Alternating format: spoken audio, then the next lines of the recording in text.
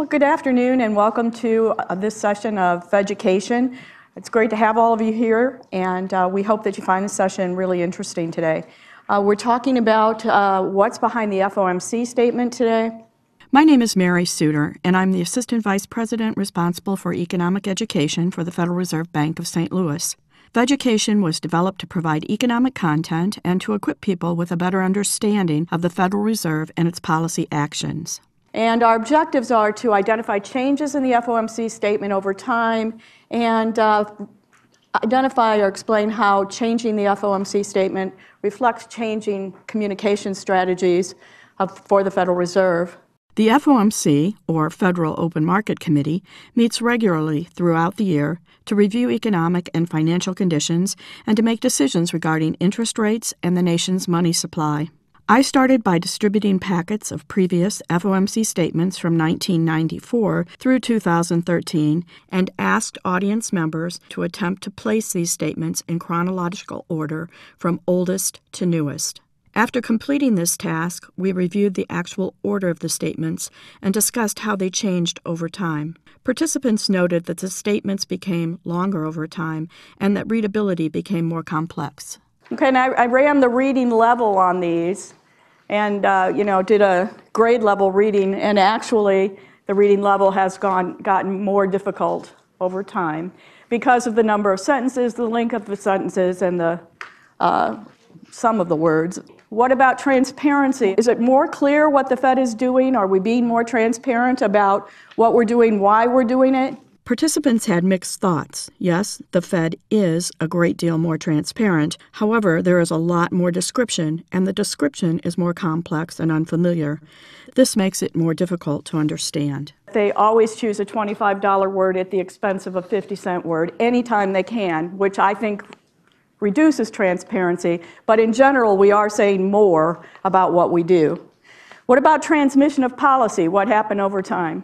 While participants agree that the statements are more complex, they also understand that the intent of the FOMC is to communicate more information. And indeed, participants thought that the FOMC was communicating more about what they are going to do next and how long that policy might stay in place. So you see a lot of transition there in how we're reporting and what we're reporting, and perhaps some of the whys of that. One of our economists did an average word count of the FOMC statements over time. So 99 words in 1994, 645 words in that latest one. So many, many more words. Of course, a lot of that contributes to the clarity and understanding of those of us reading those statements.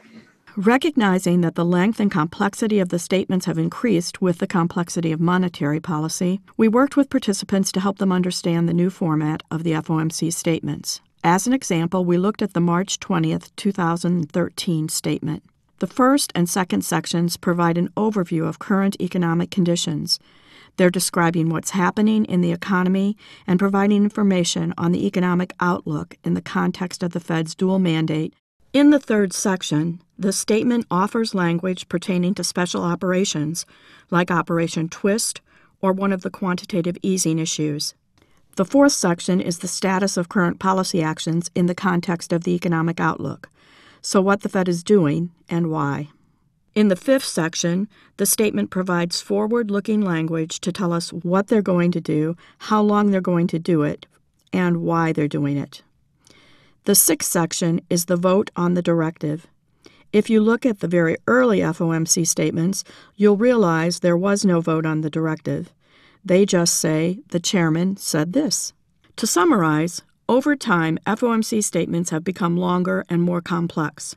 However, these longer statements provide information about current economic conditions, special operations, current policy, what the Fed is planning to do, why they are pursuing the action, and how members of the FOMC voted relative to the directive. We hope this session helps you better understand what's behind an FOMC statement. For more Feducation episodes or more educational videos, visit stlouisfed.org.